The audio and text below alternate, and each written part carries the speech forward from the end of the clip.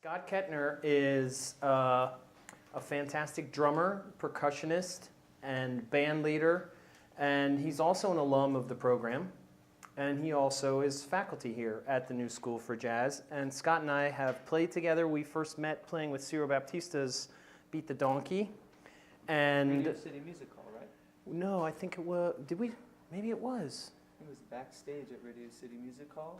Yeah, you're right. And then one of Glenn Healy's samba rehearsals. Right. And so we go back a ways and did some cool shows, like he's saying. And then after I opened my booking agency, I had an international music booking agency before I started at the New School.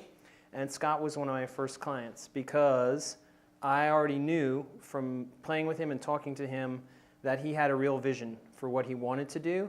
I knew that he was organized, a hard worker, and a straight shooter. And we had a lot of great success, I would say, on a independent level with his group Nation Beat, and he's going to tell you a lot more about that. So let's just welcome Scott Kettner. Sure, man. Do your thing. So, thanks for having me, Phil. Thanks for inviting me to do this. Sure. It's always great to come back to the school that I graduated from not so long ago to share what I wish had been shared with me when I was here. I'm just going to give you guys a brief background about where I've come from and how I ended up here playing Brazilian music and doing the crazy things that I do, because I think that where I came from is all relevant to the story of what we're going to get to, which is the business side of music and becoming an entrepreneur. I come from a small town in Florida. I was born and raised listening to country music and bluegrass and rock and roll and funk. And I never had any idea where Brazil was until I got to New York, probably. I mean, Brazil wasn't even on my map. And then I was always in the marching band. I was always in the jazz band, the orchestra. So I was always involved in community-based musical endeavors, and I always had a rock band. And when I had the rock band, we used to play talent shows and keg parties. I don't, if any of you guys know what the keg parties are like in high school. So for me, I was always the band leader, just because I was good at organizing people, and I from doing those parties, the keg parties and talent shows and stuff, I learned how to promote my band and promote myself. I was making flyers back then in junior high and high school, drawing them and like promoting them and hanging them up all over the hallways at school and passing them out.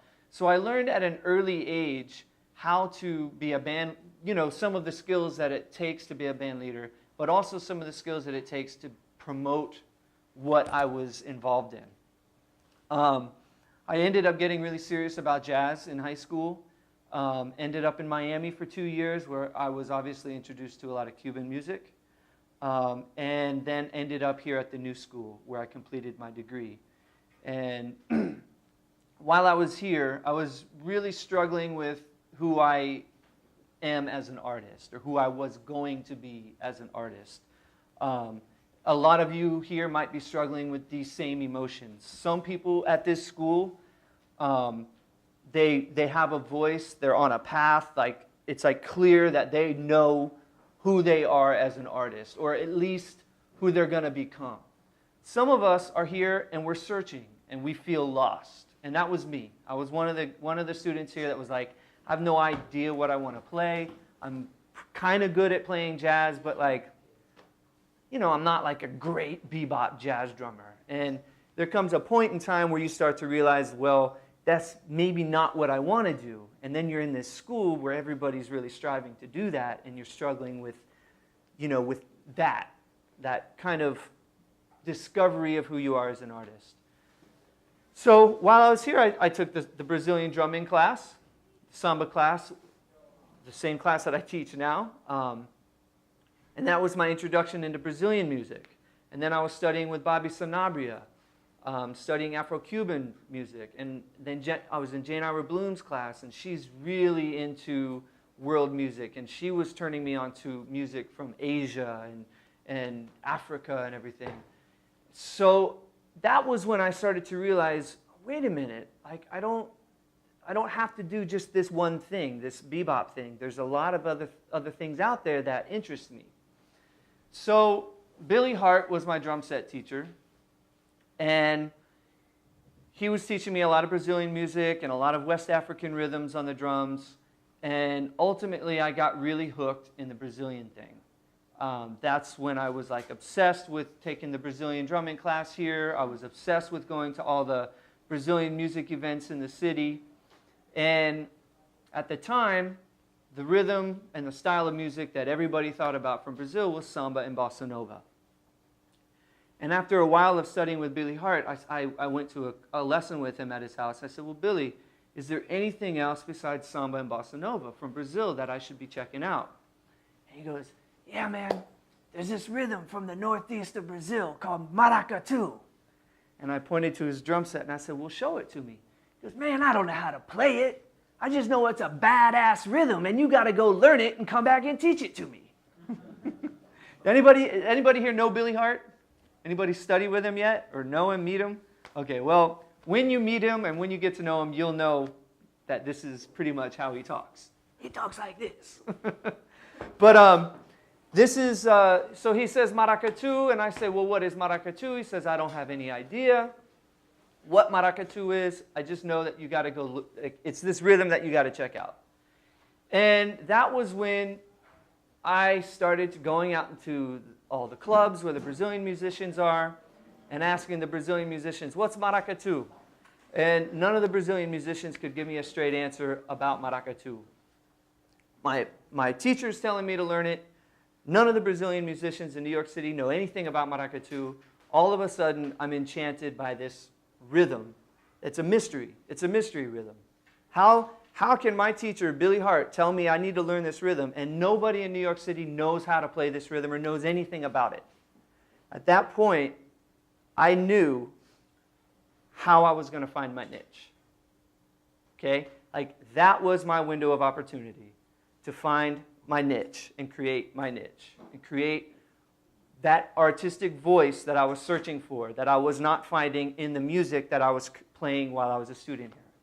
So that is a defining moment in my life. And the reason I tell you guys that story is because you have to begin to be aware of when that defining moment presents itself.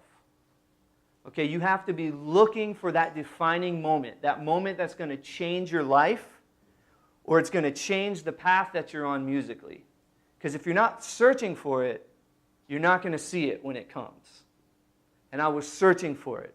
I was in school and I was searching and searching. I hated doing all the little $40 gigs until 4 o'clock in the morning and then getting home and not having any money and starving and being just another person trying to play this music that so many other people have already mastered.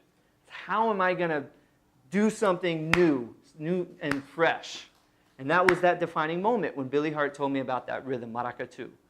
So for you, the lesson is, the thing I'm trying to pass on is to be aware when that moment comes, take it. Because it might only present itself once. So what did I do? I graduated from the school, and within maybe 3 months, 4 months, I had packed my bags and moved to Brazil. And I lived in Brazil for a year. I didn't speak a single word of Portuguese. I didn't have any idea. I didn't know anybody. I had no idea how I was going to make a living. I had no idea how I was going to live.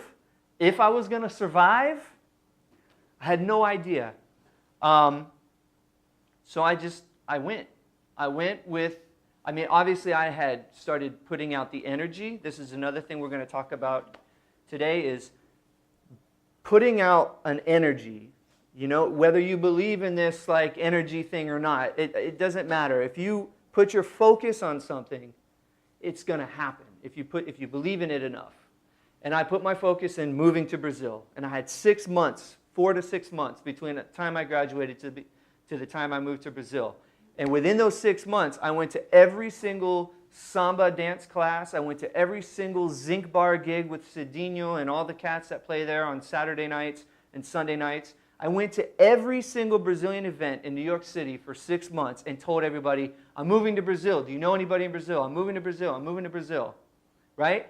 And I put the energy out there, and the energy came back. Yeah, my cousin. Call my cousin when you get there. Oh, my brother lives there. Call my brother. Oh, I have an uncle that lives there. Call him when you get there. So it's like a snowball effect. It just started to happen. And that's what led me to Brazil. So I'm going to kind of stop here. That's kind of like, I want to pause here and kind of go to the presentation, which is going to take off from where I just left off. During my time, my time in Brazil was from 2000 through 2001. What I did was, I just finished jazz school at the New School University, and I went to Brazil and literally learned on the streets. I went from learning in a classroom, learning how to play an instrument, to learning on the streets. So I learned the importance of the oral tradition of folk music. Okay, the same way if we all went to New Orleans today, we would learn New Orleans music the same way. It wouldn't be in a classroom, it would be on the streets. And that's what I decided I wanted to do. I wanted to find a new way of learning music. And that was orally. So the guys, you know, here, you do it. That was a lesson. There was no writing it out. There's no slowing it down. Here you go. Try it. It's your turn. No counting either. No counting. Okay? And so I began to learn the importance of oral traditions. I also learned the importance of an apprenticeship, which is something we don't talk a lot about in Western society anymore. It's kind of an extinct form of learning. The apprenticeship, I had no choice. I couldn't pay to go to a school. I couldn't pay a teacher. I had no money. So I found a mentor. I found somebody who I proved myself to. Like, I'm serious. I want to learn from you. And I'm going to be like, you know, if you need me to go get you lunch, I'll go get you lunch. You need me to go load your drums in the car, I'll load your drums in the car. Teach me everything you know. So I learned the art of that, because in Brazil, a lot of people are still, you know, they're like that. They've got an open heart. If they see that you're serious about learning their culture and music, they're going to open up for you. So I had a mentor, and I did an apprenticeship. And my mentor taught me everything he knew about the music and culture. Was that George? Georgie. And the reason I'm mentioning this is because the importance of culture in what we do as artists. A lot of us tend to forget the culture of the music that we play. What we have to remember is that the music doesn't exist without the culture. So when we package our band together, at the end of the day, we've got this band and we're packaging it together. We're either going to be like Lady Gaga, like cultureless, right, in my opinion, or we're going to be like someone like Fela Kuti, or John Coltrane even, or, you know, the list goes on, of having a root in a culture. So when we package our disc and when we send out our announcement for our gigs, we're not just saying, hey, come check out this cool music. We're saying, come check out this music that comes from a lineage of 400 years of slavery and Indian traditions and European traditions. 400 years, right? All of a sudden, there's a depth to the story, to my story. I'm talking, you know, for me. So that's why the mentorship and the apprenticeship for me in Brazil was so important, because I learned more about the culture than I did really about the music, because the culture taught me the music. Okay, does that make sense to you guys? Cool.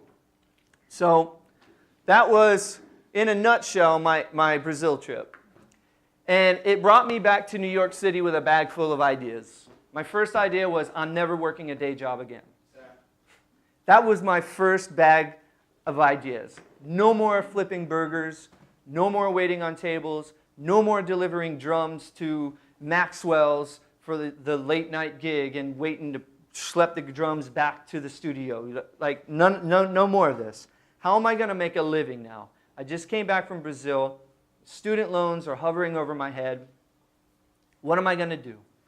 Well, teaching is an option. I just came back with all this music, and this culture that nobody in the United States knows, I can teach it. I mean, I can teach what I know, right? So I started classes on Saturday afternoons, and I called the classes Maracatu New York, for lack thereof a better name. But at the time, I wanted to get the word Maracatu out there, because I knew that Maracatu was going to be what my life revolved around for the rest of my life. I knew it. So nobody knows what Maracatu is. I'm going to start a group called Maracatu New York. So I started these classes, and I figured that if I could make X amount of dollars from Saturday classes and X amount of dollars from private students coming to my apartment every day and doing drum set lessons, then I can avoid flipping burgers and waiting on tables. Okay, I've just got to reach. I kept my overhead really low. I lived in a tiny apartment, shared it with as many people as I could, and started this business plan of how can I supplement my living and continue playing music. So teaching kept me at least within the music world.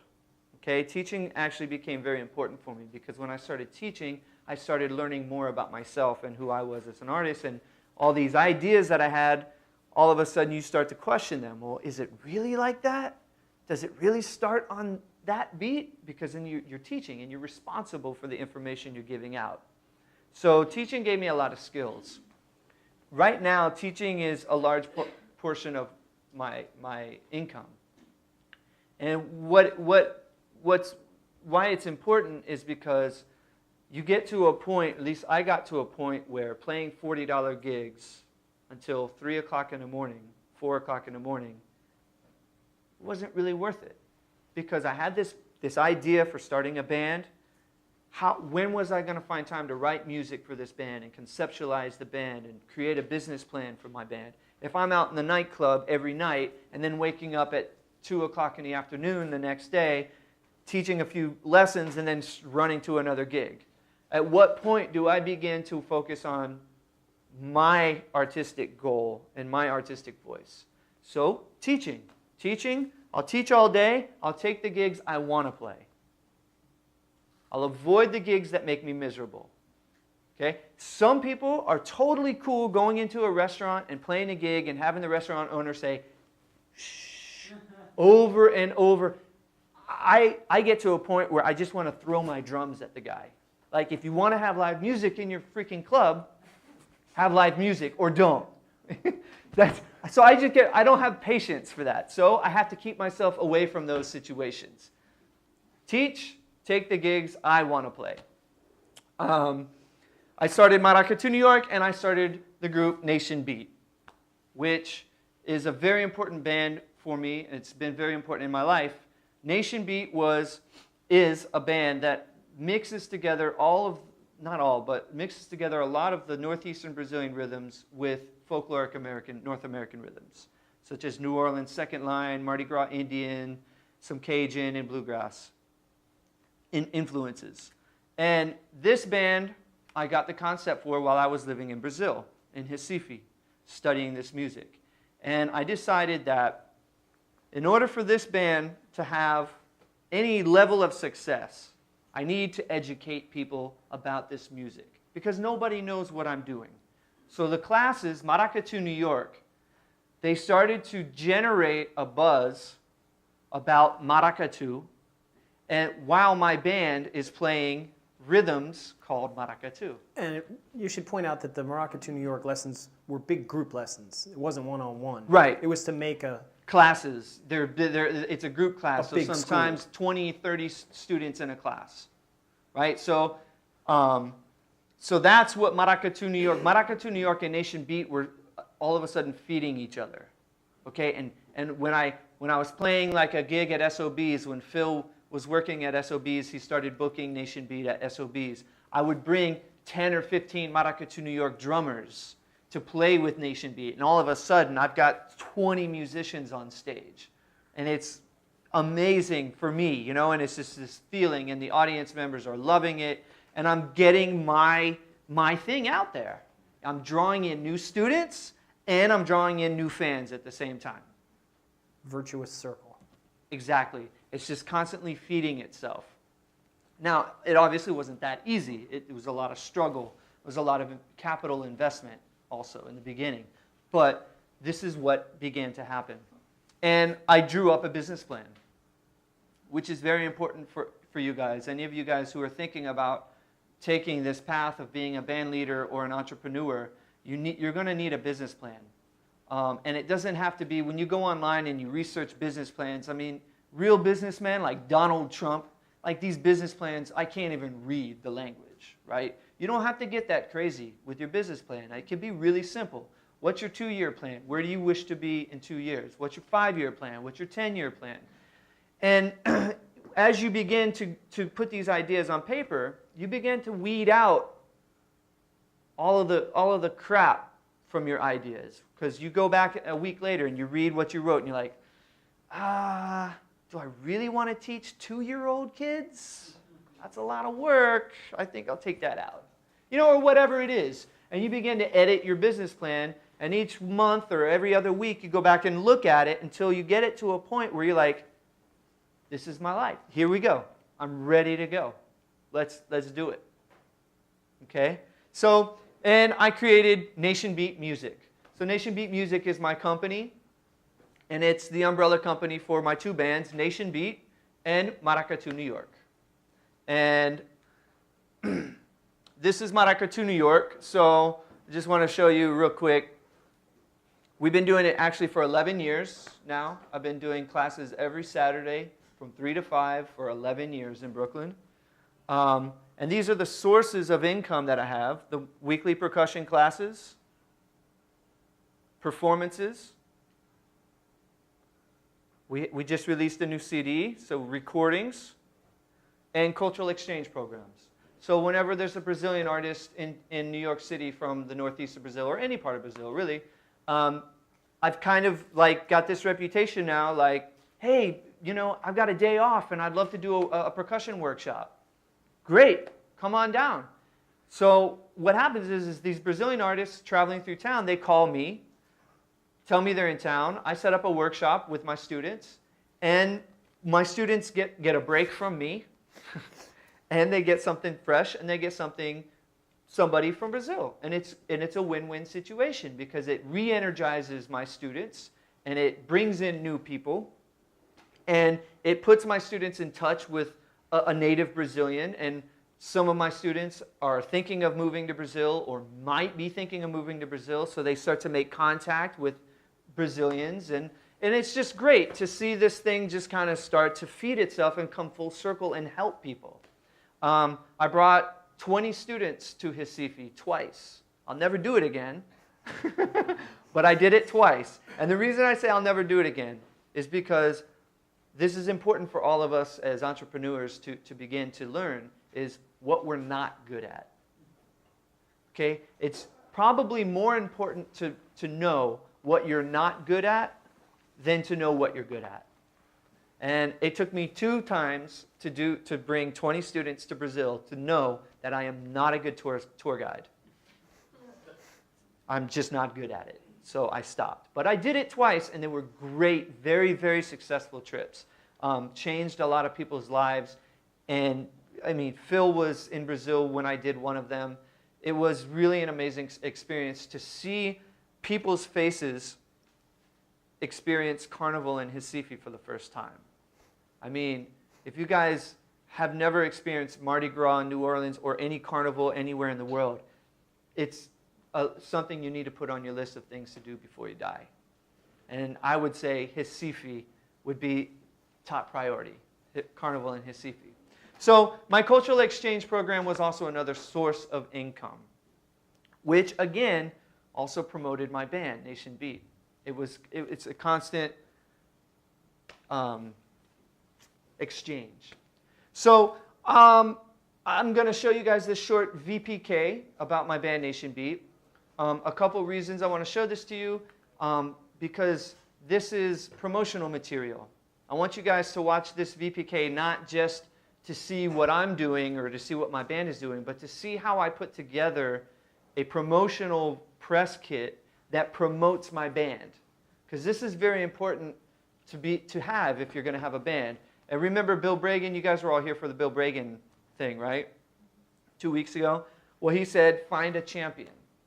Find somebody who's going to be in your corner of the ring rooting for you and talking about you. And you'll see that I have Bill Bragan as one of my champions, and I was lucky enough to have Paulo Andre, who was the producer for Chico Science, who was a famous, world-famous Brazilian musician. I have him in the video, and I have another great music critic, Banning Air. So the idea of showing this video to you is to kind of put into context what Bill Bragan was saying and to also show you how to make a promotional tool. So.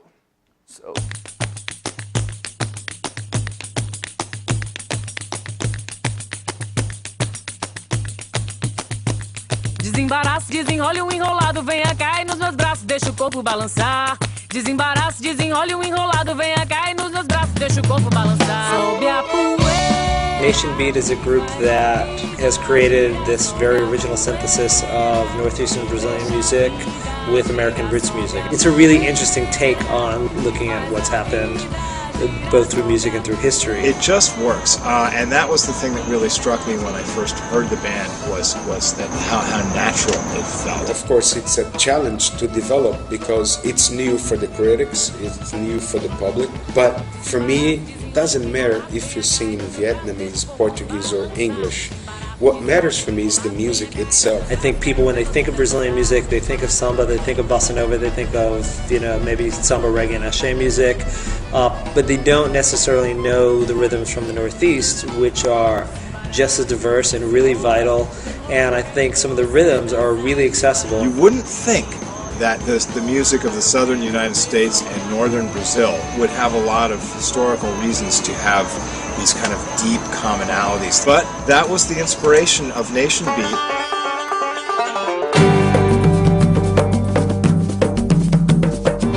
I realize there's a lot of similarities between the music and the culture of Northeastern Brazil with the music from the southern United States, like New Orleans, Second Line, Zydeco, Cajun music, country music, the blues. I had this idea in my head, this concept of a group that brought these two different styles of music together. The idea of mixing music from Brazil with the United States is not new. You know, we're not the first ones to do it. But I think that the way we're doing it is unique. Nation Beat is a collaboration between cultures, and we're coming in with a little bit of what everybody else is doing, but a whole lot of some stuff that nobody else is doing. And it's folk music. It's our folk music. People don't expect to hear country music with these types of rhythms. So there's songs that they've heard, or there's something familiar in the music to these people, but there's also something that's a little bit different. So we get to pull these people in with the familiar sounds, and then they just get sucked into these rhythms.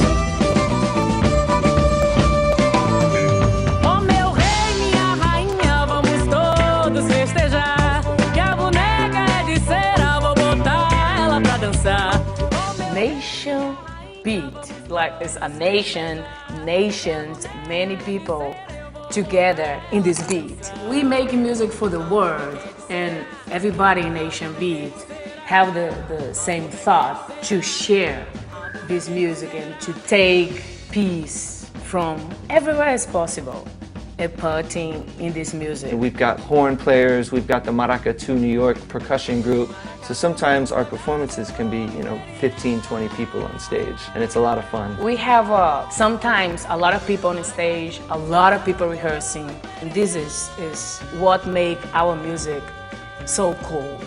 Like different people, but with a lot of personality and a lot of love in this. Every musician in the world wants to do something that comes from their heart and wants to do something new.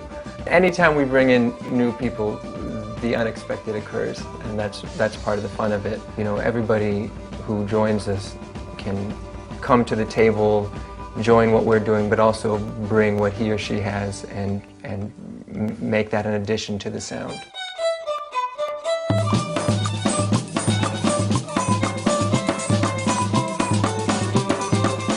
We're a group that I feel represents our generation, you know, a generation of people that grew up listening to many different styles of music with the internet and globalization, the world getting smaller and smaller.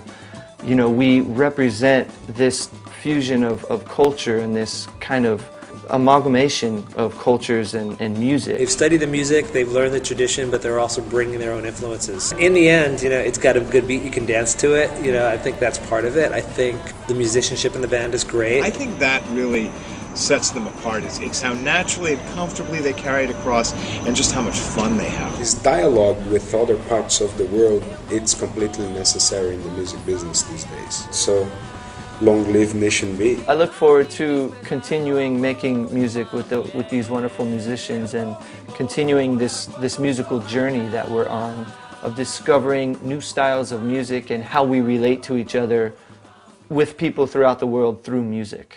The preacher broke the law last night on Flatbush Avenue. A fiddle and a banjo tune and dance maracatu. That was... Thank you. So that's the VPK of the band, the current one.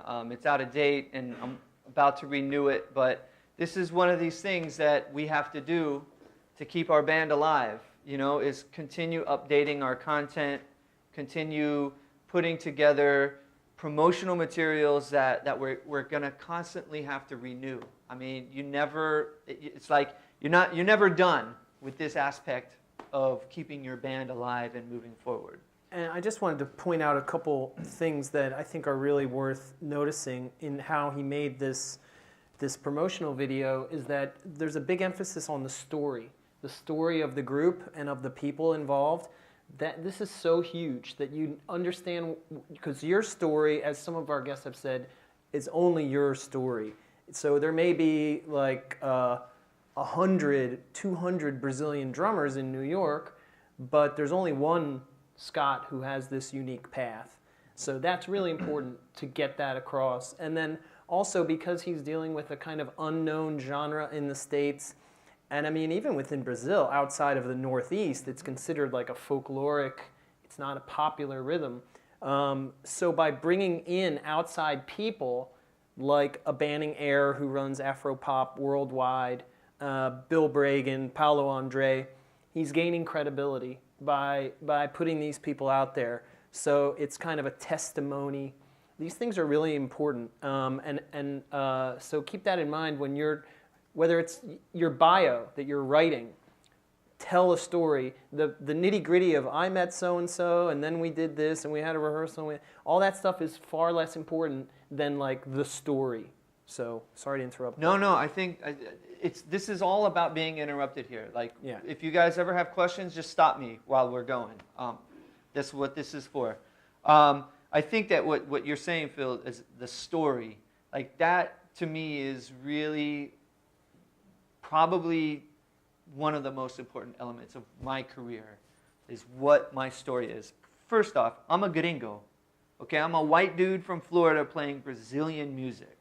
I better have a freaking good story for why I'm doing this, because it ain't gonna last if I don't have a good story. Totally. It's just not gonna fly, because there's a lot of people out there in the industry who know better, who know a bullshitter when they see a bullshitter.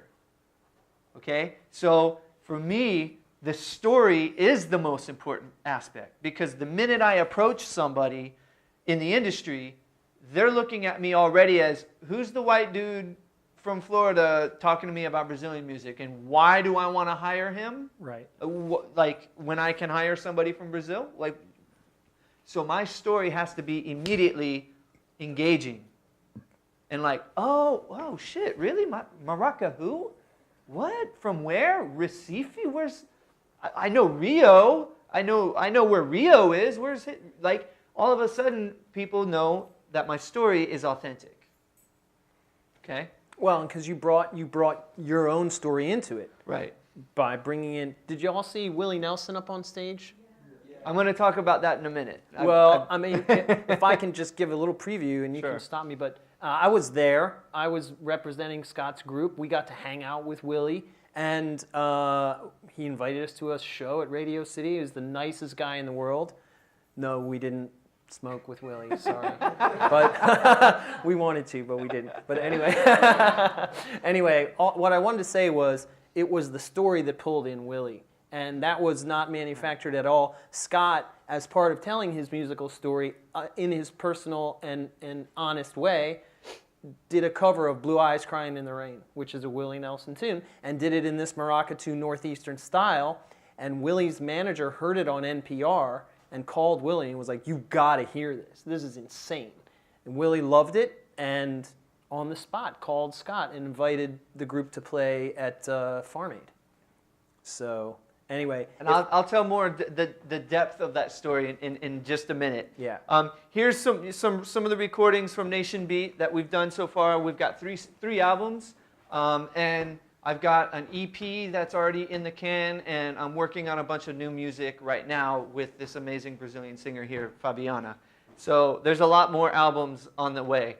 I've gotten a lot, I've received a lot of press. I mean, this is just a couple. I've received a lot of press, but these are a couple of the ones that I wanted to highlight, because as you move forward as a band leader, entrepreneur, whatever it is you're doing, you have to think about how you're going to get press, because you need press. And that is going to depend on your story. Okay? Your ability to get the New York Times to write about you, the ability to get the BBC or NPR to feature you, you better have a good story. Because if you don't have a story, if you're just like, yeah, I play jazz, or if you're like, yeah, I play rock and roll, yeah, I'm a hip-hop artist, what's the story? I mean, so are a million other people, right? Create your story and you'll get press, which is very important for your career. But did you make connects with people there and like make submissions, or was it just like happenstance, like getting played on NPR and someone, contacted you? Or? Good question. I hired a publicist. Okay, for some of these press outlets, you can send them an email cold, hi, my name is Scott Kettner, and my band's Nation Beat, and they may respond to it. Chances are not. It's probably better to create a fake name and say, hi, my name is Johnny, I'm the booking agent, I'm the manager for Scott Kettner, and create a fake email like manager@scottkettner.com. And no, it's totally cool. Totally I've serious. done it. I have totally done it. I've done emailed that. clubs and said, my name is John. I didn't mention that I was the drummer in the band. Yeah, just go, I'm Never mention representing so-and-so and Antibalas, and yeah. Totally. You'd be better off doing that. But honestly, I waited to a point to when my band got to a level that I could afford a publicist. I mean, I got to say, I can never afford a publicist, but I have to pay for one, right? There's a difference between being able to afford it and actually just paying it, even if you can't. But before I got to that level, though, I did contact local rags, like the Park Slope Courier or the Village Voice even. Contact those guys and say, my name's Johnny, I represent Scott Kettner. It's Village Voice, So you find all the smaller local rags. Nowadays it's blogs, right? Nowadays it's blogs, so it's even easier to contact these bloggers and tell them what you're up to. So yeah. But I just wanted to add that back to what Scott was saying at the beginning about how if you put out the energy comes back. By really having a grip on what this group was about musically, personally, the story, those people interested in Brazilian music, in global rhythms, in a fusion of Americana, and they gravitated toward that right away. It pulled them in. So that did some of the lifting already and laid the groundwork so that when a publicist comes on board, a publicist has something to work with. The other thing about a publicist is if you're going to hire a publicist, and there are times that you need it, you have to do it in a very strategic way. It's not just about, I've got this new band and I want to get their name out there, I'll hire a publicist.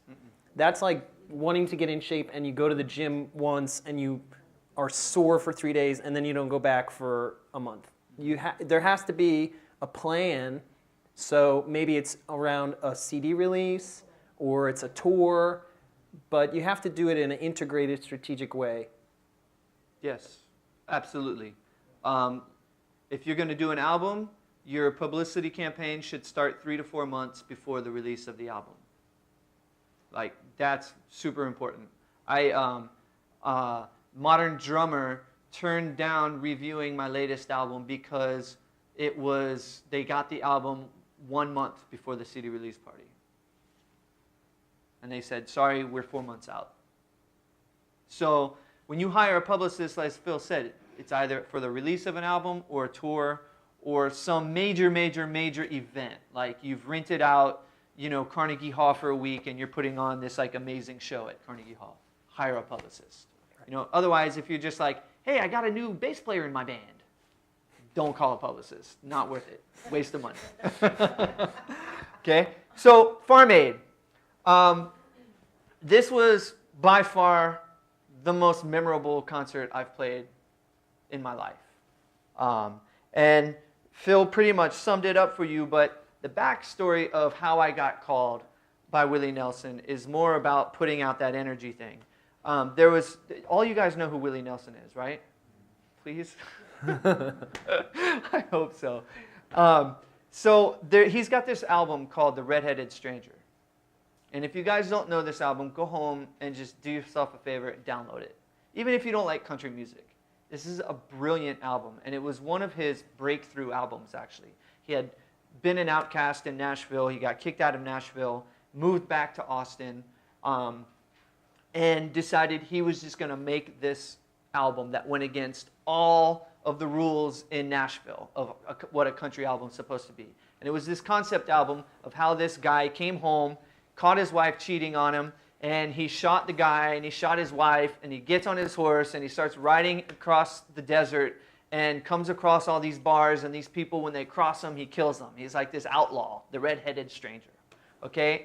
And each song tells the story of the red-headed stranger. So from beginning to end is the story of how this cowboy caught his wife cheating, and then ended up going on this horseback ride across the desert and killing all these people. And each song tells a story.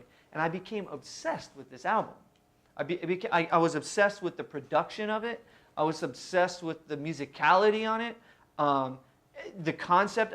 Just for some reason, I became obsessed. And I sat down for about 6 months and learned every song in the album on the guitar. Because I wanted to get better at the guitar, and I decided this is how I'm going to get better. Well, around that time, I was also writing the music for Nation Beat's second album, Legends of the Preacher. Okay, the Red-Headed Stranger was this guy. So it's like I was borrowing all these concepts from Willie Nelson, from this album, to create this Brazilian-ish album that I was in the process of making. So I was channeling Willie Nelson through this music, through his album. And we recorded this album. We recorded one of the songs from The Red-Headed Stranger, Blue Eyes Crying in the Rain. And we did a Hank Williams song, I'm So Lonesome I Could Cry. And sure enough, our publicist lands us on NPR. And sure enough, I get an email from this guy who says, hi, my name is Mark. I am Willie Nelson's manager. What are you doing on September 22nd? That was literally the content of the email. And I was like, what? I Google his name, and he's really Willie's manager, blah, blah, blah. So we get the gig. But then when we got the gig, before it, I started reading Willie's book. He's got a book called The Tao of Willie. Okay? This guy is brilliant, and he's hilarious. So I'm reading The Tao of Willie. And in his book, he says that he believes in the energy of if you think it hard enough, it will happen to you. And he goes on telling these stories about his life, about how he was thinking about this opportunity and it came. And I started thinking to myself, I channeled Willie Nelson into my life. I was obsessed with that album. I wrote music on the second Nation Beat album that's based on the Red-Headed Stranger. I channeled Willie Nelson to call me to play with him. You conjured him. I swear to God, I put that energy out so strong that he called me. And then I'm at home reading the Tao of Willie, and that is a philosophy that he believes in. So he knew somewhere back there in the atmosphere of his mind, behind all the smoke, he knew I was channeling him. Like, I believe this. And that's a part of the story that I feel is very important because, again, I'm going to emphasize whether you believe in this like karma thing or energy thing or not, what you need to believe in is your dream. Like, whether you believe in all the spiritual stuff and whatever, doesn't matter. If you believe in your dream, if you believe in your story, if you believe in what you're doing as an artist, success is going to come. Okay? And success doesn't always mean money. That was a free gig.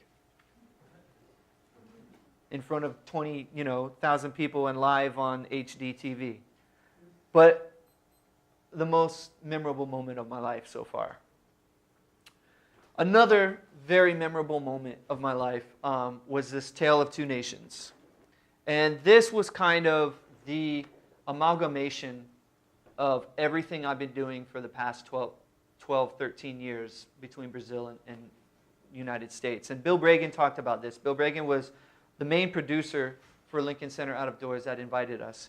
What I did was I put together a project that brought 13 traditional Maracatu drummers and dancers from Brazil to the United States to tour together with my band Nation Beat. Now, to you guys, that means nothing. You're like, so what? But the story is, a traditional Maracatu group has never performed in the United States ever. Okay? So here I am. I'm doing something for the first time in history. A traditional Maracatu group has never collaborated with a contemporary group before. Bam, another first. So there was a lot of like content to this story, which made it important in my niche. Okay? And it was a very hard project. I brought 13 traditional Maracatu drummers. Now, when I say traditional Maracatu drummers and dancers, I mean these people are not living in like apartments and houses like you. These people are living in the favelas. Okay, and if you guys know what a favela is, it's a shanty town or a slum. Okay, like pretty much cardboard boxes. Okay, I brought 13 people who never left their neighborhood before in their life. Most of them, right? They didn't have passports. Most of them can't read or write to sign their own name. These are the people I brought. It wasn't bringing a contemporary band who's had touring experience before, right? So this was a huge project to take on. There were 22 musicians, 18 musicians on stage, 22 people on tour.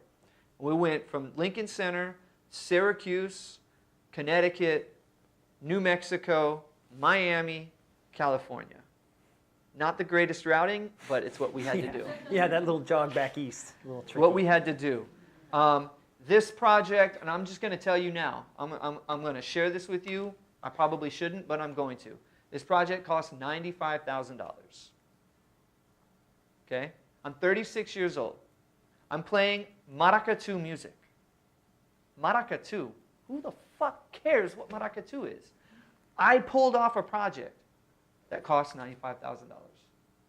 I lost money. I mean, I broke even, right? But I didn't make money. This was 2 years of work. And the reason I'm sharing this for you guys is how did I pull off a project that cost $95,000? Grants and crowdfunding. It's the only way. It's the only way that us as artists today are going to survive. Is finding grants and crowdfunding. Okay?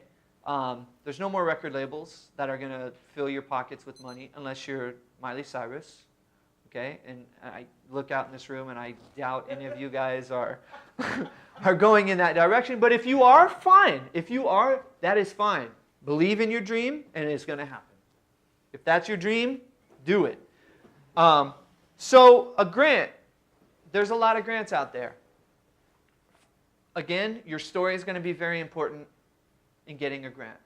Because when a grant committee sits down and reviews the hundreds of applications they have, they want to choose the uniqueness. They want to choose the project that's the most unique.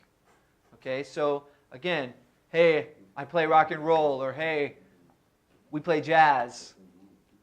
You might want to find a little bit more to say, because when a committee sits down to approve you for the $10,000 grant, you know, it's got to have an edge to it. We raised over $20,000 on Kickstarter, which is what we needed to make the project happen, because there was another big grant that we got, the Mid-Atlantic Arts Foundation, that was, without it, this wouldn't have happened. And then there were fees from the gigs, and there was a lot of educational outreach. So between the grant, Kickstarter, the fees, and the educational outreach, I made it happen. We made it happen. I had a team, my manager and a partner of mine. And Bill Bragan was a huge, huge part of helping put this project together. So I know we're all hip to Kickstarter and Indiegogo. I'm sure every artist that's been in here has talked about it. There's probably not much I can say that you don't already know, you know, unless you guys have questions about my Kickstarter campaign. I have a question on grant writing. Yeah.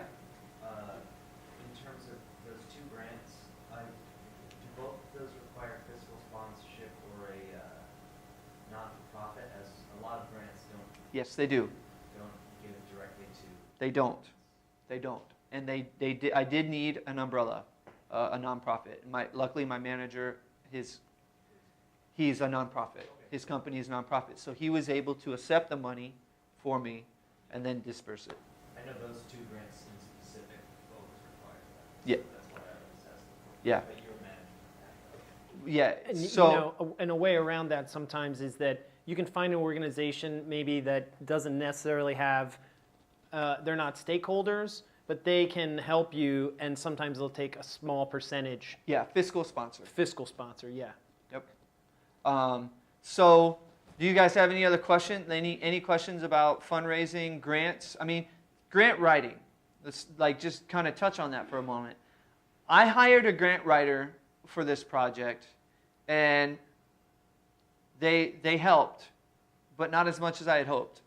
But I did hire a grant writer for the first time. Otherwise, I've received 3 grants from the Brooklyn Arts Council, and I've received grants from Brazil, and I've written them all. I wrote the grant in Portuguese that I got. I wrote the grants for Brooklyn Arts Council.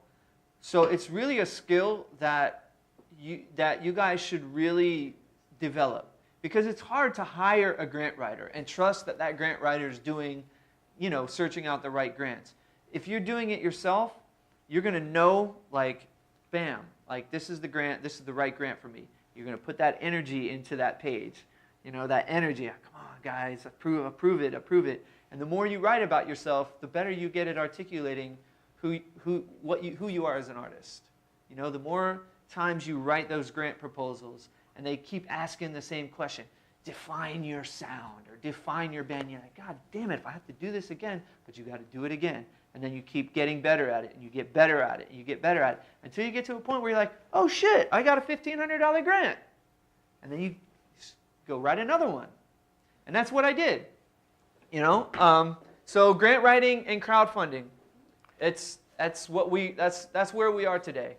One thing I just want to flag something that Scott said in passing. It sounds really small, but I think it's very useful strategy. Is that he mentioned all the funding sources that made this tour possible: the crowdfunding, the grant money, the fees from the festivals and the presenters, and then the educational outreach. This is something that you can do on tour that I know Scott does, and this is, I don't know if you're going to talk about this, is another part of the pie of income, is artists can do workshops like this.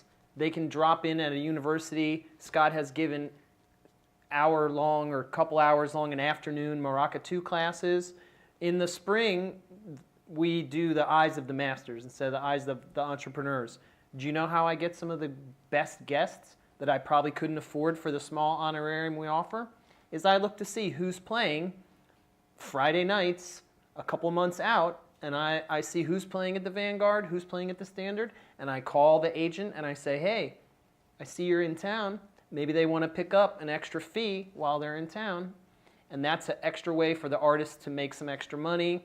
It's a way to do outreach with students, make some new fans. It's just one other thing to add can be helpful. It's actually one of the most important things, I think, for me as a touring artist to survive on. Because you can't afford a day off on the road. Like, a day off on the road costs me right now approximately, if we have a day off with the number of musicians I have in the band, that costs me approximately $700 to $800.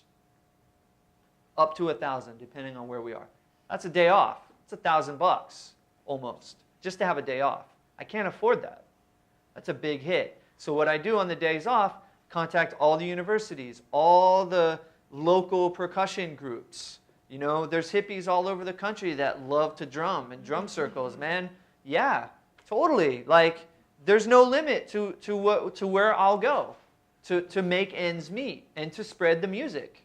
There should be no limit, you know? So when I have a day, when I see my tour schedule and I see a day off, I'm contacting every university in the region. I'm contacting every local community percussion group in the region. I'm contacting everyone who might be interested in what I'm doing or who I might make interested in what I'm doing. Okay? So then another source of my income and another really good thing to get into if you're going in the educational route is writing books. I have single-handedly brought Maracatu to the United States, I would say. Single-handedly, but with a lot of help. Okay? And I ended up writing this book called Maracatu for Drum Set and Percussion. And it's the first book in English about the subject, Maracatu. And it has really brought me a lot of opportunities, new opportunities, and it's getting my thing out to new people. It's published by Hal Leonard. So now all of a sudden my network, the network of people, you know, who are interested in Maracatu just went from this tiny little niche to like this. Now all of a sudden my book's in Guitar Center and Sam Ash. So people searching the shelves, you know, they're like, oh, Maracatu, I heard something on NPR. I saw Willie play it once with, oh, let me just grab the book. All of a sudden my niche just grew a little bit. So this is another short video, if you guys don't mind. It's very short. I think it's about 2 minutes. And it's a promotional video about the book.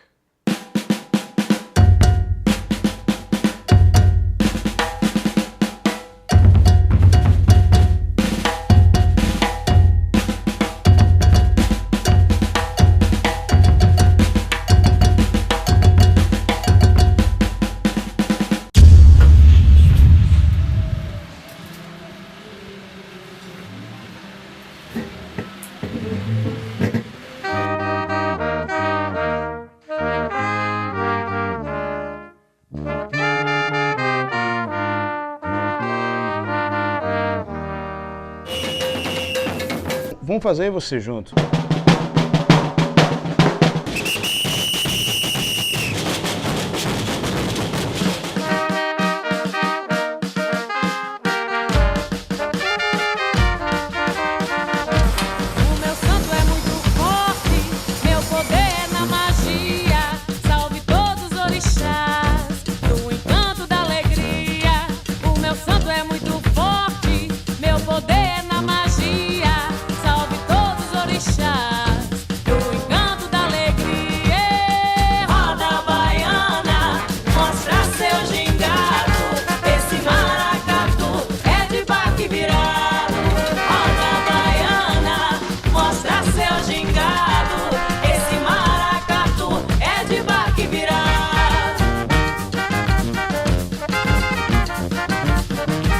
Nem melhor, nem pior. Simplesmente uma nação diferente. Oi, que baque é esse que eu tô escutando? Canto da alegria que já vem chegando. Oi, que baque é esse que eu tô escutando? Canto da alegria que já vem chegando. O meu santo é muito forte, meu poder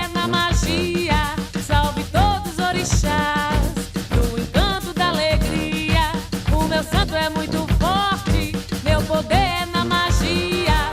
Salve todos os orixás. Okay, so that's a little kind of promo thing on my book, and Fabiana was singing on that track as well.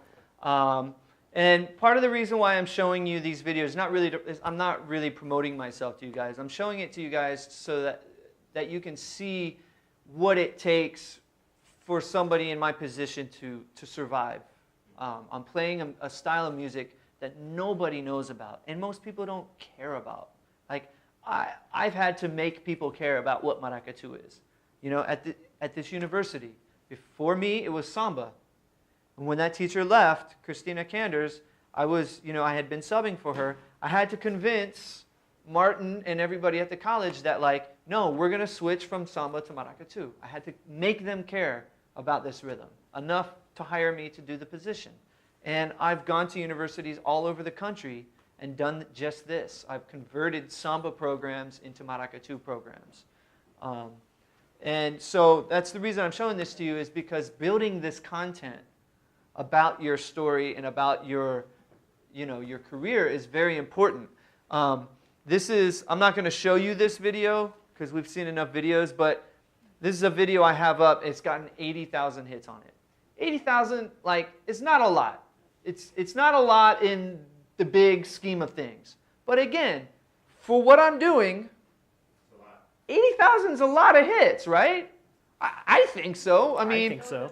I looked at that the other day and I was like, damn, 80,000 hits. But even more, the comments. Like, this first one is really funny. I'm a Dutch guitarist who just visited Rio de Janeiro, and I was blown away by the pandero. I'm back home now, and I'm blown away by Scott Kettner's videos. Not only an amazing player, but also a great teacher, right? There's a new fan. Like, boom, there's a new fan. The other one, Scott, since this afternoon, I can't stop from watching every effing video on Brazilian rhythms you have on the internet. Tons of inspiration, humility, and musicianship, man. Keep it going, dude. I'm from Argentina, showed your technique to several Brazilians living over here, and they were all overwhelmed. Você é brasileiro, which means you are Brazilian. Okay, like, there's another fan who's like, he's out there spreading the word for me. He's out there telling guys, yo, man, he's got a new book out. Check it out. Yo, he's got a new CD. Check it out. Yo, he's on tour. Let's do a workshop with him when he's here. You know? So building this content is very important, and choosing the content you put on the internet of yourself, of owning, because you've got to own your image. You've got to make sure that you control your image. And, you know, sometimes it's appropriate to go up to somebody and say, hey, I'd prefer you not to film tonight. You know, if you're having a really bad day and you didn't have time to take a shower before the gig, and like the sound man is all messed up and the sound sucks, you know, it's appropriate to say to people, hey, you know, I'd rather you not film tonight. Totally cool. When you're having a hot night and it's like burning and it's killing, you don't care about who's filming, and you're making sure that you're seeing the people who are filming you saying, give me your card. I want that video when I get home. I want that video. Send me the video. That's what this was. I didn't film this, obviously. I'm on stage. I saw the person that was getting the best footage, and I went up to her afterwards, and I said, give me the video. And it got, huh? Okay, so I'll play the video. The video it's only 2 is, minutes. You guys all know that movie Black Orpheus, Orfeo Negro? Yes, no? It's okay if you don't. You guys all know the song, right? Okay, good. So the song comes from the movie. The song comes from the movie Orfeo Negro, Black Orpheus. And if you've seen the movie, there's like a little kid running around with a pandero. A pandero is a Brazilian tambourine. And he's running around, skip, and he's this little kid, and he's just like there running around, and he plays guitar, and this is him. Now, 60 years, when was the movie? Black Orpheus was 1950? 50-something. 50-something? So this is, you know, Yeah. a long time afterwards. And he's an icon. And this is another point of, you know, what I've always felt in my career is getting myself in with somebody like that. He's a mentor, that apprenticeship again. It's like, he is my mentor, and I respect him with every ounce of blood I have in my body, I respect that man. And you'll see in the video how I accepted the lesson, the ass kicking that he gave me. And it's important, humility.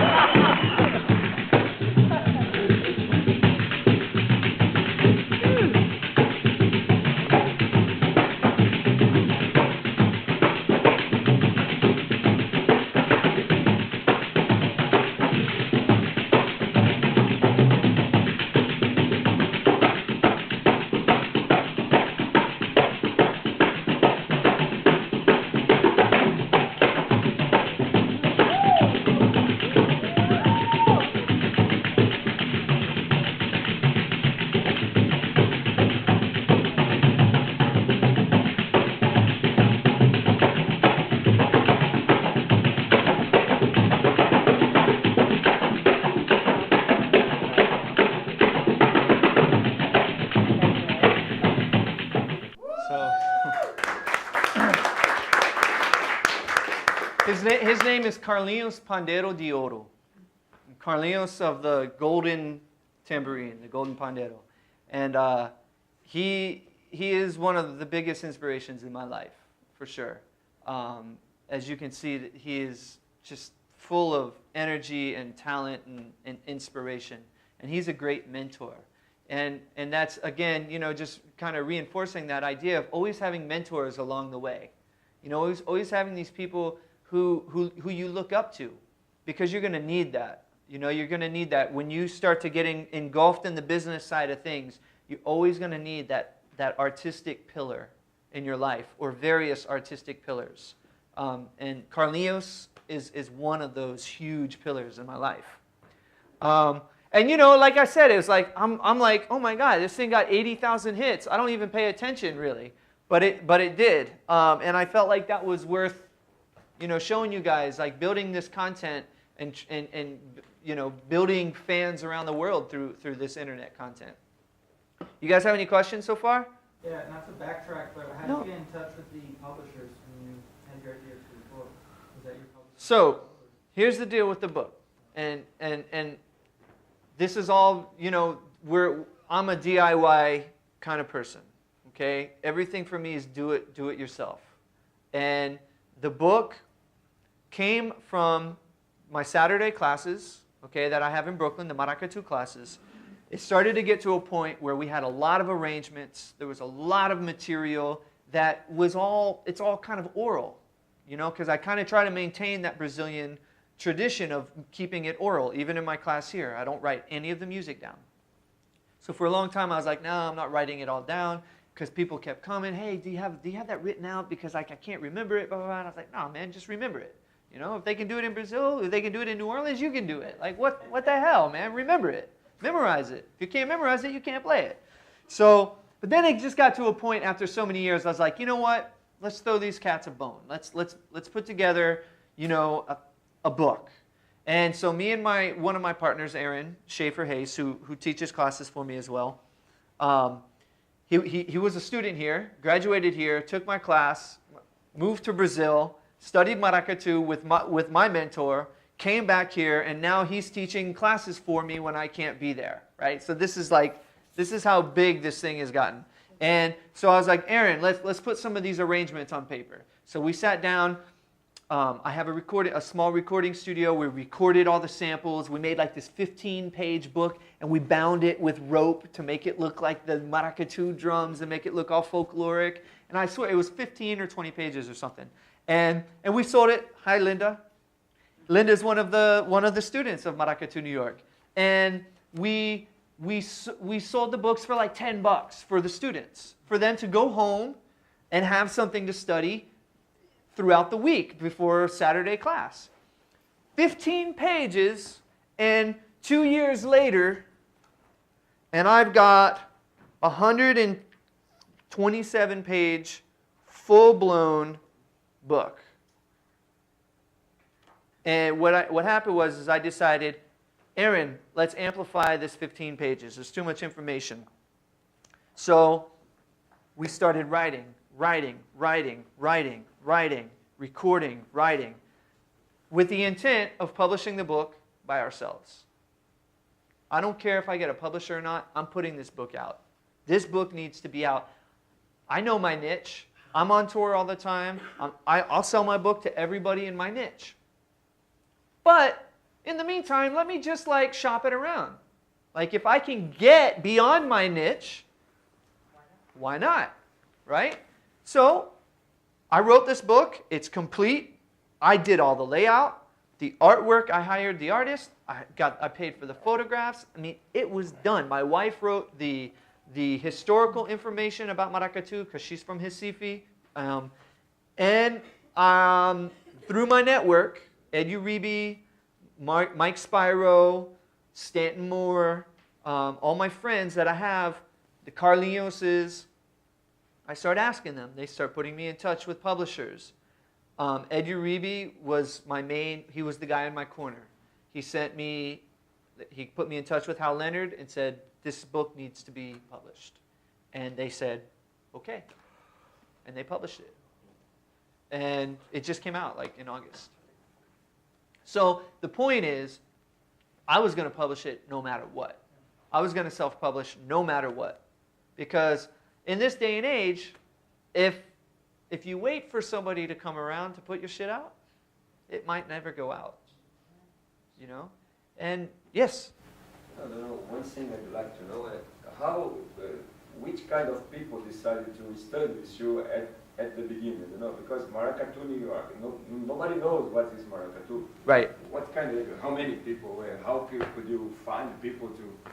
I had 2 students in the beginning. 2 students.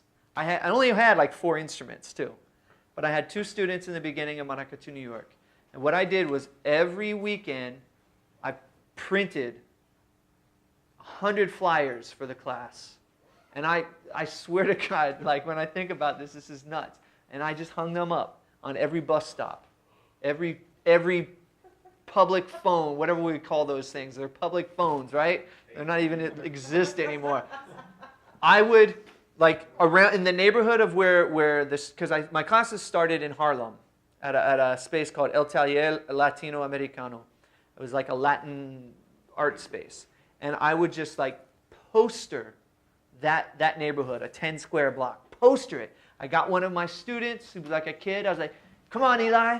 We're going up to Harlem and we're going to post flyers. And we go with a roll of tape and a pile of flyers. And this is how we used to do it back then.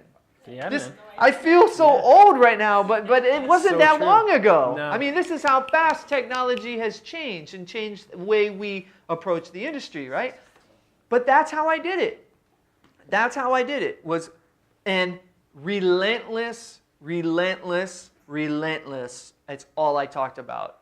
If I was at a party, hey man, I do these classes on Saturday. You got to come. Here's a card. Here's a flyer. Check it out. I went out with pockets full of flyers about my classes. And I talked about it. And I found the niche. I realized the importance of the niche. Like, let me go to the samba dance classes and get all these people. Because if these people are playing samba, they're going to love Maracatu. And not just the niche, but the culture. The culture. And the culture. I mean, yes. That's like, I just kind of take that for granted. But yeah, right. That's what I always... Well, you had mentioned that before. Right. But I take for granted that it's right. known that's what I'm doing. But yeah, getting that culture out there and saying to people, hey, come to this class and learn more than just the music. Learn about the history of the music. Learn about the history of, you know, the people that make this music. So it was relentless. It was just relentless promoting it. And one thing that I should say to all you guys is that when you, going back to the very beginning of when we talked about finding your path, finding like what it is you're going to do for the rest of your life, you have to commit. When you feel like you found it, like you've got to love it, because you're going to live with it. Seriously, you're going to live with it. Like, this is something that I'm never going to stop doing. Like, this is my life. And no matter how, you know, no matter what happens in my life, this is what pays my bills. This is who I am as an artist as well. You know, so when you decide to take that leap and put $10,000 on your credit card, or 20, when you decide to take that leap and say, I'm done with all of this, this is all I'm doing, make sure you love it. Because if you don't see it through, you're going to lose. Okay, it's like Donald Trump buying some real estate and not giving it enough time to make his money back and getting frustrated and saying, sell it. I paid $5 million, sell it for $2 million. You're going to lose. Be patient. Love what you do and be patient and nourish your career. Nourish it 1 year at a time. And at the end of every year, sit back and reflect on your growth. Did I grow this year? Did I get better? Did my fan base grow? Did my niche grow? That's what you have to do. And you got to work your ass off. Do you hear how hard he was grinding to build up that school of Maracatu? You just got to be on the grind. It's funny, I do feel like an old fart here too, because this is like the old school. But I honestly think that people, younger musicians nowadays, have lost some skills of promoting their own stuff, and they don't know how to hustle like that. And maybe the hand-to-hand flyering thing is passé, and you can. But I see a lot of people who don't know how to really promote what they're doing, and I think it's just persistence and knowing your niche.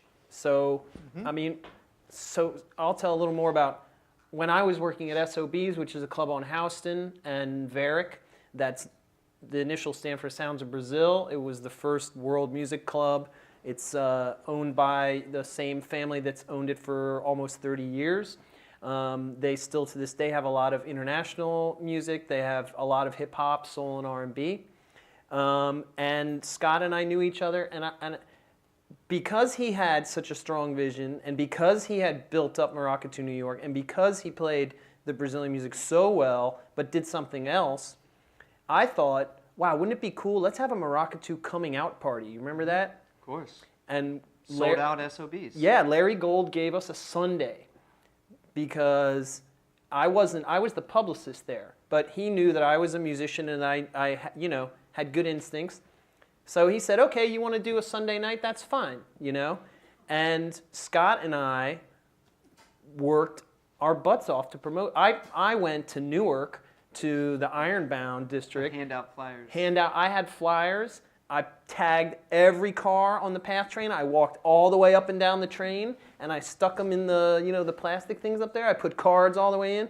I put them in every store that would let me in the Brazilian neighborhood. Every store that would let me put them up, I would offer them a pair of tickets if they would do that. There's a stack of free newspapers. I sat there for an hour and I put a flyer in between. You're not really supposed to do that, but I did it anyway.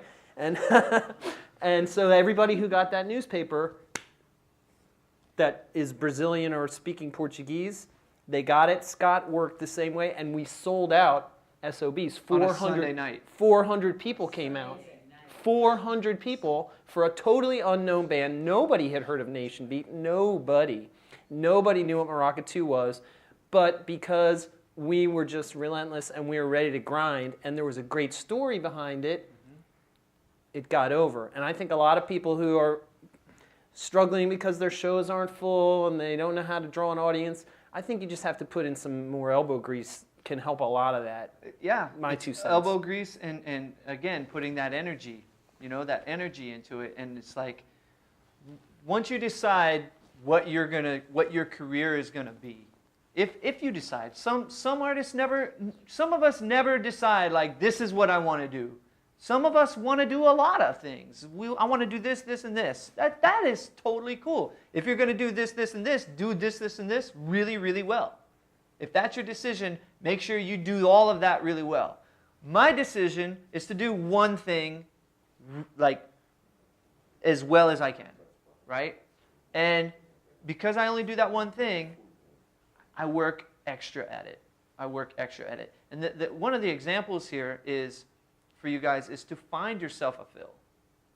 If I could just use you as an example like that. Sure. Find a Phil Ballman. No, I mean really. Like, find somebody who's like, yeah, man, you're onto something. Let's do this. Somebody who's gonna go out there and like go to Newark and fly your cars for you. You know, like that's really that. When I think back on that, like I didn't realize it at the time that I had found a Phil Ballman. But when I reflect on it now, I realize I had a Phil Ballman. Well, because I was a stakeholder too. In other words, for me, I had my credibility of like trying to promote a show with my bosses, and I wanted to show, hey, if you give me a chance, I'm going to make the most of this, and it's going to be worthwhile for you. Your club's going to be full. You're going to make money at the bar, and it's going to be a good time. Yep. So, and then but of course it was. So like what Bill Bragan was calling it a couple weeks ago, the champion. Find the guy that's in your corner championing you on, talking about you when you're not there. Good, well. So here's some topics that like I'm just going to throw up, and they're topics that I think are important, and this is discussion now. This is like business ideas that I have followed or that I have dealt with that I think is important. And this is just kind of all stuff that's up for debate or discussion. How many of you guys out there are planning on being a band leader or already are a band leader? Great, a lot of you. So this is really important. First thing that you're going to want to deal with that nobody ever told me in the beginning and nobody ever tells us in school usually is you've got to choose your entity. You've got to choose what your entity is. Are you a sole proprietor, which means all the money comes into your personal bank account and all the money goes out of your personal bank account? Are you an LLC, which is a very popular entity right now? It's a limited liability corporation. Mm-hmm. Or an S corporation or a partnership. You've got to do some research into these and figure out what is the best entity for you. I'm an S corporation. And the reason I'm an S corporation, one of the reasons is at the time I had bought a van for the band to tour in. I spent all my money, bought a van. I bought a van to tour in. To play Maracatu. Okay? And what was happening is the fees were going up a little bit. You know, it was like $800 a gig, $1,000, $1,500, and then there would be the $200 gig. But the fees started to kind of like come in. And I was like, wow.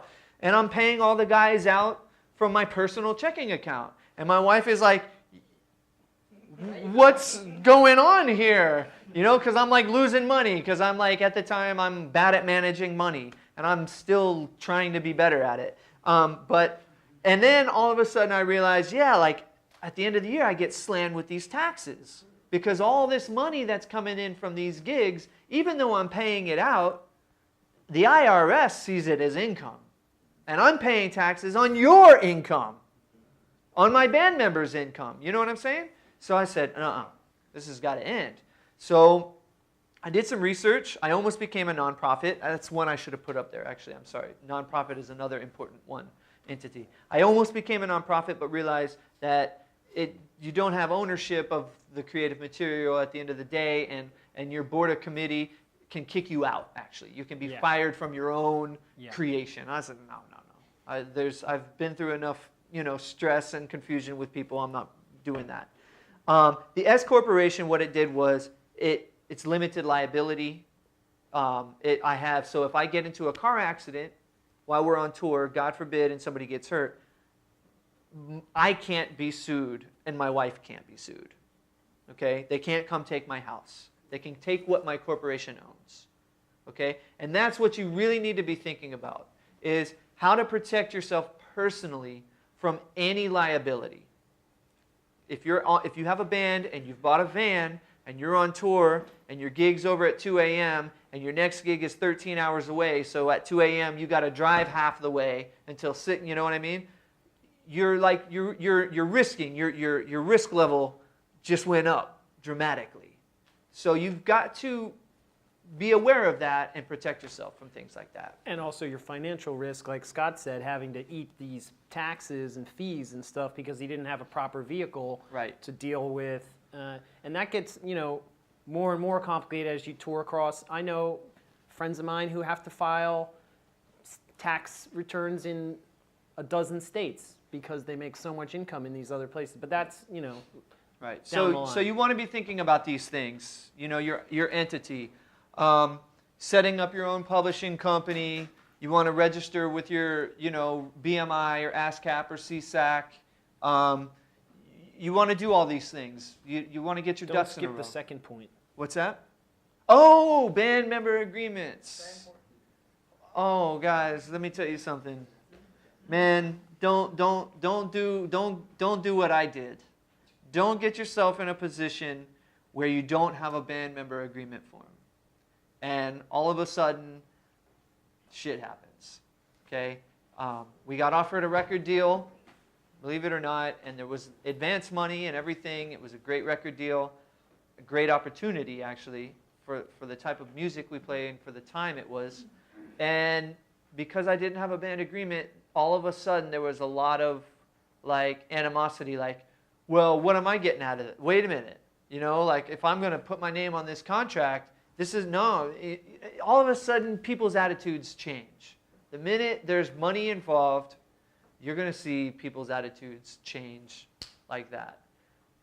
You can avoid that by, in the very beginning, just make a simple agreement. Hey, guys, if we write a composition together, this is how it's going to be split. Hey, guys, if you come into the room and you have an arrangement idea for my composition, I'm going to give you a percentage of the writer's share. Let everybody know that, look, we're in this together, we're sharing this together, but this is the deal. Here's the deal. Because what you don't want is somebody in the rehearsal, the drummer, and I'm just going to use the drummer, I shouldn't because I'm the drummer, but the drummer goes, hey man, what if we go boom, boom, ka da ka da, boom, boom, for the ending? And everyone's like, yeah, awesome ending. Hey man, I get writer credit for that, right? Yeah, let's define what writer's credit is first, okay? So you don't want to be in that kind of situation when HBO comes to you and says, here's $30,000 for your song. All of a sudden, you've got $30,000 and you're going like this with the band members. You're going, how do we split this up, guys? Well, they're all going to want equal share. Of course. If you haven't already made an agreement, everybody's going to want equal, even if their contribution is not equal. The drummer's going to want equal. I'm going to want equal. You didn't make a deal with me before, so here we are. Give me my share. But if we made an agreement earlier that my share is 5% for making the arrangement, or 10%, whatever we agree on, then there's no argument. There's no room for argument. If I said to you in the band agreement, sound checks are not, mandatory. Mandatory, thank you. And if you don't come to sound check, you're docked $30. Well, you don't show up to sound check, you get the check, and there's $30 less. You don't ask me why. You know why. There's no discussion. You want to keep the discussion of these things out. You want there to be no discussion. Hey, you signed the contract or the agreement. We all know how it is. We all know how money is being split up, how we're dealing with money, all of these things, right? So do some research into band agreements because it's important. I just wanted to say one quick thing about contracts in general is that a lot of times in this business, the contracts are, they can be the basis of litigation, but 9 times out of 10, it's just to make sure that everybody is literally on the same page. And so for that reason, they're very important. So don't avoid making a contract when you have a show because you think, well, whatever. I've done handshake deals, that's fine. But sometimes they can come and bite you on the ass when you don't have a contract for your show and then you show up and you go, where's the back line? And they go, you didn't tell me you need back line. It's like, yeah, man, you said, don't you remember? And we talked about, I don't know, man. Well, if you have a contract, it's like, contract says 50% of the door, backline provided, hospitality of this, this, and that. Boom, done. No arguments, no stress. No one's going to court over it, but it just avoids. So make it a habit of making contracts with labels, with publicists. They can be simple. You don't have to have huge legalese. That's my contract spiel. You guys have any questions? Guys, feel free to stop me during this. Like, this is all stuff, discussion stuff. We've already talked a lot about finding your niche. I think that this is very important to find your niche as an artist. Define your sound. Okay, let me just talk briefly about making your own genre. Because here's the thing. There's really two roads we can go on. We can go the most traveled road or the least traveled road, right? I mean, if we're going to go and we're going to play funk, okay, the road, it's paved for you. That path is paved, right? Okay, so you're in a genre. There's like magazines for that specific genre. There's blogs for that specific genre. There's record labels for that specific genre. It's all set up for you. But there's also a lot more competition because a whole lot of bands are playing funk music, right? If you create your own genre, the way I've done, all of a sudden, you're making your path. Now, it's the road less traveled, so there's going to be a lot more challenges. I've got to educate people about what it is I do. I have to convince people that what I'm doing is legitimate and is authentic and is this great thing that they should write about. So you've got to think about that path. Are you creating your own genre? Are you the type of artist that wants to create your own genre? Or are you the type of artist that's going to kind of stick to the rules of the game and stay in the box? You know, you've got to know yourself and know what path you're on. You guys have any questions about this? Yeah. So if you were the first one in your area, then how did you find your inspirational artists and bands, and how did you learn from their path? This is a great question. How did I find my inspirational artists? It's not easy because there's no resource to what I've done. You know, there's no like, hey, this artist, this artist is who I'm following.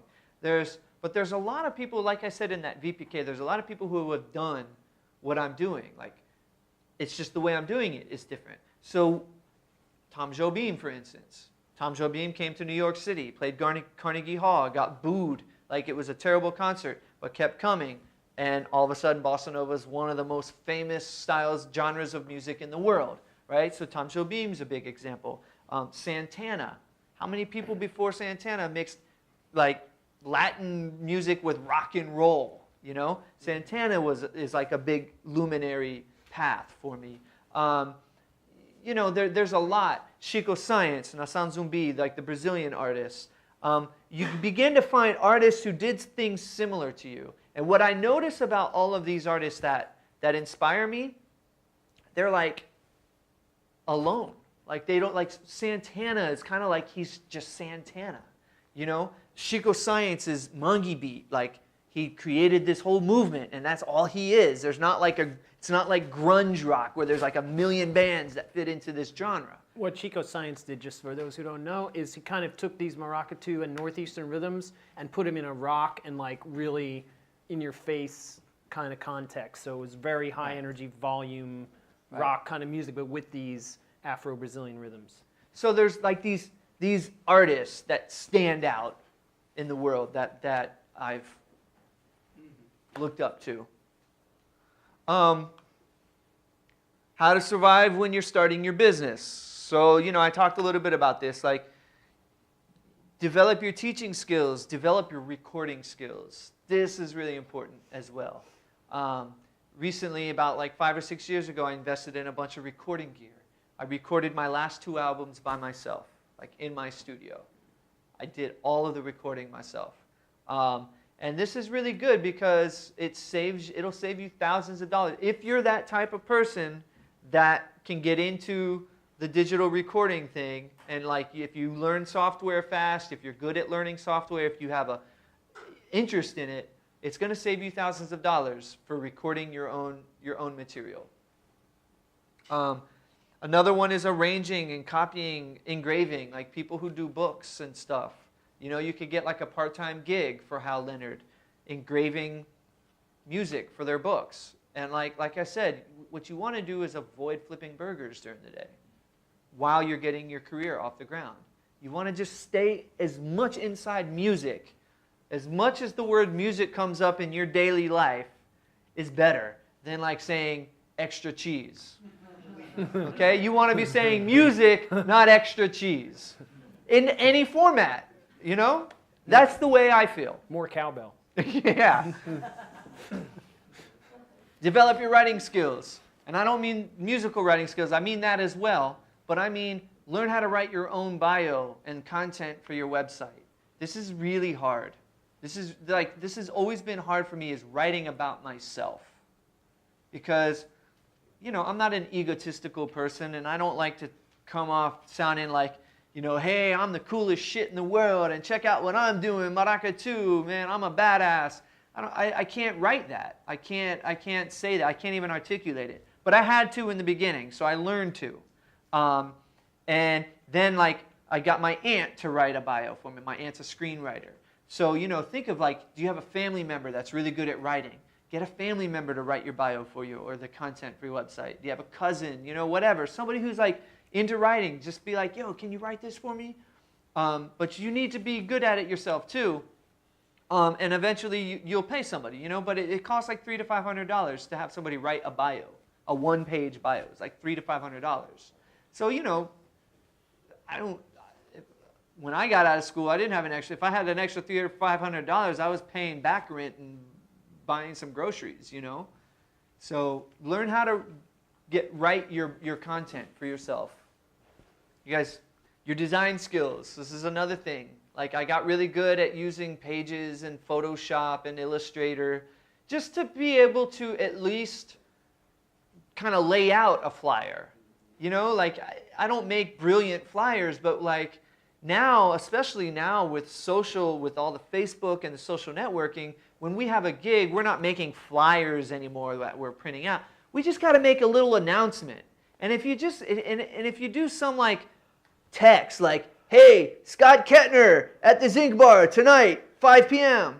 It's kind of like, But if you add some images to it and you make it flashy, you know, you got to draw people's eyes. There's so much noise on the internet right now that, like, think about the things you click on and why you click on them.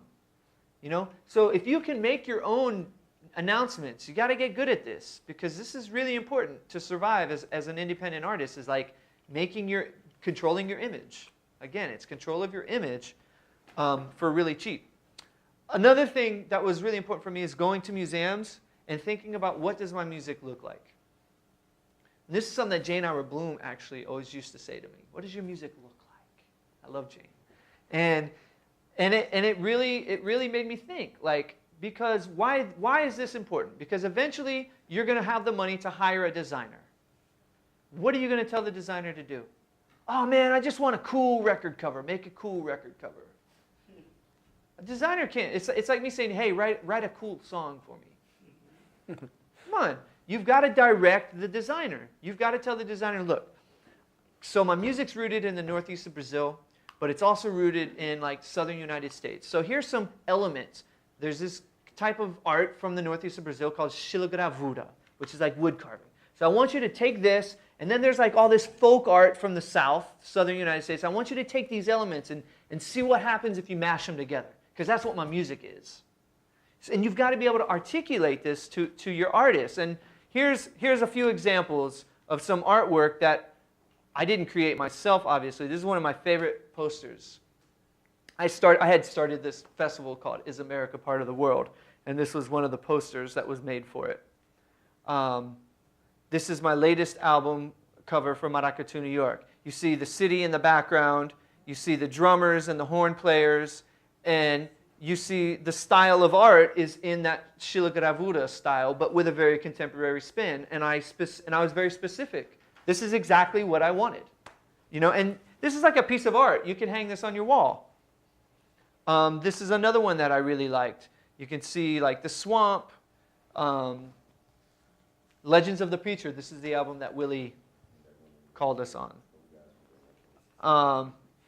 This is a flyer that was cool. This was a long time ago. This is my business card. You know, the drum plugged in to my name and everything. Again, that Northeastern style. Olinda is in the right, and then this is New York City on the right. I mean, and Olinda on the left, and the dancers. You know, so I'm constantly like articulating to the designers.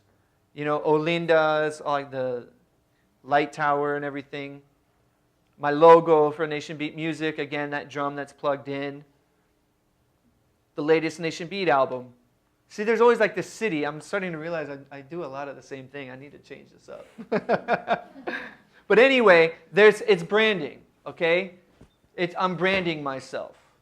And this is something that you need to be thinking about as you're creating your visual content for your band. Are we cool on time? 10 minutes. Okay. So there's a common thread that brings everything together. And, you know, you want the images to attract your eye. I mean, if you walk into Sam Ash right now and flip through all the nerdy, dorky drum books with the guy's picture on the front going, and then you come across this, you're probably more likely to pick this up and say, wow, this is kind of cool. What is this? Right? I mean, look at this. This on a shelf, this is going to stand out way more than my picture on the cover would have stood out. So you got to be thinking of these things. This one I feel is really important for some of us, especially the band leaders. It was a struggle for me of making that decision of when I was going to make this transition from being a band leader, from a sideman to a band leader. Because it's not as easy as you think it is. There's going to come a point in time in your career where your band has to take precedent. Your career has to take precedent. You've got to think to yourself, every $40 gig that you're doing in the restaurant, you could be home composing the next song for your band, booking the next tour for your band, writing the band agreement contract, whatever. Every $40 gig that you're doing in a restaurant, playing standards or whatever, is taking you away from your band. That's the way I look at it. It got to that point where I was getting called. I mean, I could be playing 7 nights a week if I wanted to. I don't want to. When I'm at home, I'm working on Nation Beat and Maracatu New York. That's all I'm doing. So when do you start saying no to sideman gigs? You'll know. Financially, you'll know when you've gotten to a point where it's time to say no to the gigs you don't want to play. I still do sideman gigs. I love playing. I love playing with Fabiana. I love playing with a lot of people. But I don't say yes to every gig anymore because I've got to focus on my gig. I've got employees. I've got other band members that are relying on me to get gigs. I've got to be getting gigs. Some people are good at integrating both worlds. There are some band leaders who are really great at being sidemen and balancing their career with both. You might be one of those. What you really got to do is figure out if you're cut out to be a band leader. That's the first thing you need to ask yourself. Am I a band leader? Because this is an important question. Being a band leader is a lot of work. Okay? When all the guys after the gig, they're all chasing the girls or the guys after the gig, I'm dealing with money, I'm doing all the finances, I'm going back home, I'm entering all the merch sales into my spreadsheet, everyone's out partying and having a good time, and I'm in the hotel room doing business. Okay? I'm up early, calling my manager, calling my booking agent, making sure everything is cool. I'm making sure our stage plot got to the gig. You know, there's a million things. There's a million things. So you've got to make sure that you're cut out for being the band leader because it's going to mean a lot of sacrifice in your practicing time. You know, and that's a hard thing to deal with. But if we're going to be successful, we've got to make that sacrifice.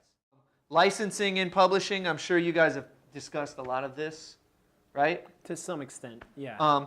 You know, you could offer a whole degree program on this, but you all know it's very important to own your publishing and be hip to the opportunities of licensing your music to commercials and television. And if you're writing music, you need to be signed up with a BMI or an ASCAP or a CSAC so you can make money off those. And it may not be now, it may be 10 years from now, but you have to have those compositions registered. Managers and booking agents. I would say I managed and booked myself until the point where I couldn't handle it anymore. And that's what you should do. You should manage your career and you should book your career up until a point where you can't handle the load anymore. The reason is because when you get a manager or when you get a booking agent, you need to know what their job is and what they're supposed to be doing. If you don't know, how are you going to direct them? Going back to licensing your music, how does that work on an international point of view? Like, if you're registered here, and what if your song is playing in Brazil? Mm-hmm. How do you get? Supposedly, you have to also be registered there. No. Well, it depends. It depends. But supposedly, ASCAP and BMI and CSAC are worldwide collectors. So you shouldn't ever have to register with a foreign PRO. And what about the opposite? Like if you had written that back in Brazil and then it was playing here, you would have to do that again here. Then you get into a complicated situation. If you wrote a song with a group of Brazilians and they're registering the song in Brazil, you're going to have to sign up for a pro in Brazil. Most likely. I did. Things may have changed. You always, when you write music with partners, you want to try to keep it as simple as possible. It's always easier if both of you writing partners are with the same PRO. Time management, it's really important. Like when you're getting heavy into this business stuff and sending emails all day, it gets frustrating. Like at the end of the day, you're like, damn, I didn't even practice. Well, you're going to have days like that, but you've got to try to manage your time too, and say like, okay, I'm going to put in an hour today of practice time, and the rest of the day is sending emails or more. You'll know what your day, you'll learn how to balance your day out, but you've got to deal with this. You've got to practice, because if you're not practicing, you're not getting better. And scheduling weekly rehearsals. We used to do, I didn't mean to interrupt. No, it's cool. Your sentence, but honestly, that's my biggest hindrance, is the first point on this. How do you do that for yourself, or have learned to create that balance? Well, I'm still learning. I'll be honest, I'm still learning. There's still days that go by that I'm frustrated I didn't practice at all, or I didn't practice enough. I think it's a struggle that I'll probably deal with forever. Hopefully not, but I can tell you what I've tried to do. I try to practice in the morning. It's kind of hard for a drummer to practice in the morning, but I try. I try to hit the pad for like 20 minutes before I eat breakfast, just to kind of get some rudiments in. What I have found through trial and error is that I practice best in early afternoon. So I'll get up in the morning, I'll eat my breakfast, I read the newspaper, read the news, whatever, do some social networking, do some emails for about an hour or two, and then close the computer, go into my studio, and practice. And a practice session could be 20 minutes or it could be 2 hours. It could be 3 hours sometimes. It depends on what I'm working on, what I have coming up. And then the rest of my day is emails or teaching or phone calls or whatever needs to be done. Paying taxes, whatever it is. But what you got to do is just say, this hour is music. This hour is practicing. Like from 11 a.m. to 12 noon, I'm practicing. Like close the computer, turn the phone off, no distractions. Just you and the instrument. So that's really what you got to do, is discipline. Do you feel that when you made the switch from side band to bandleader, the nature and content of your practicing changed? Yes, because now all of a sudden, as a sideman, you're constantly throwing all this different music. Learn this, learn this, learn this rhythm, learn that rhythm, learn this rhythm, learn that rhythm. Ba ba. I've got this. We're going to make this album, and there's going to be 13 songs and 13 songs from 13 different countries, right? Jesus Christ, really? So you're like spending all this time practicing, and it's shallow practice, you know? Like when you learn a rhythm from Japan, you learn some taiko drumming in one day because you got to do the recording at night. You know, you didn't really learn that rhythm. You know, I mean, let's be honest about it. You don't know shit about that rhythm because you practiced it for one day or even 1 month. You still don't know shit about it. Like, you've got to go to Japan, live in Japan, like, live with taiko drummers for a period of time to really know what taiko drumming is. So I got away from the jack of all trades, and I'd rather be a master of one if I can be. You know? So my practicing went from practicing for the gig to practicing for myself. Like, okay, Nation Beat. Now, I got this idea for a song for Nation Beat that's going to mix Mardi Gras Indian rhythm with Maracatu. And I'll practice all day. How can I mix Mardi Gras Indian rhythms with Maracatu rhythms on the drums? That's my practice. Everything I practice is original. Of course, I'll transcribe some Zigaboo, I'll transcribe some Clyde Stubble, whoever it is I'm checking out. I'll still check out, I'm checking out a lot of shit. But when I really practice, like my practice journal is filled with original ideas that I'm practicing. The last thing I just want to say to you guys really quick. Oh, yeah. Sorry, I just skipped it. Naming your band. Okay? Don't call it the John Sutton Quartet. Okay? Like, it's really boring to name a band after yourself. It's really boring. You know, and it's like, unless you're Herbie Hancock or Miles Davis or, you know, unless your name really has like a marquee value, form a band that has a concept and a story that people can write about. Because at the end of the day, the music is bigger than you. The music is more important than you. And therefore, if you create a name, you're not connected to it personally. It's not being held down by your name. Okay? Because honestly, nobody cares who Scott Kettner is. Nobody cares who blah, blah, blah is. What they do care about is who's Nation Beat.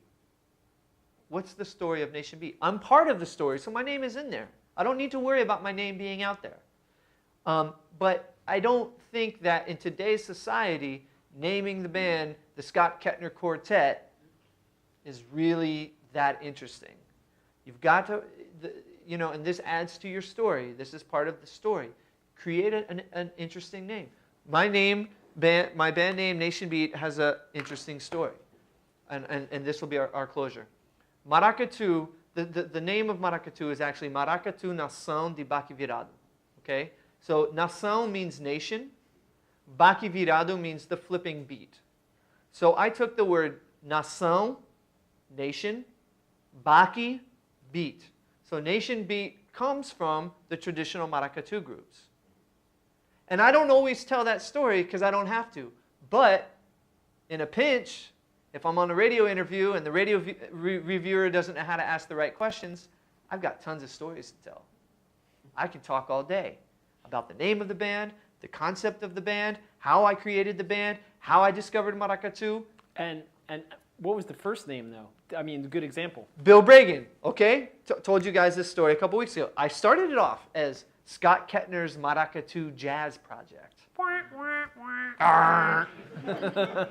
No way, right? But that's how, man, that's like, I was at it, you know, I was a student at New School and like, you know, I was like, man, the Maracatu Jazz Project. Woo. And I'll put my name in front of it so I can get real popular doing it. Yeah. Bill Bragan was like, no way. And then it was Scott Kettner's Nation Beat. And it lasted like that, but even Phil and Bill Bragan and like, you know, again, mentors, I kept my mentors close. I kept my mentors close to me, giving me advice. Scott, take your name out of the name of the band. Take your name. Because then it got to a point where my band members were like contributing just as much as me artistically to the music. Why isn't my name on the marquee? Why isn't it Mike Savino's nation beat, or Sky Steele's nation beat, or Fabiana's nation beat. We're all contributing to it, right? It's a band. Take my name off. And now all of a sudden, this is for everybody. Whoever's in the band at the time contributes. And the band name will live on forever. So, guys, thank you so much. If you guys have any other questions, thank you, guys.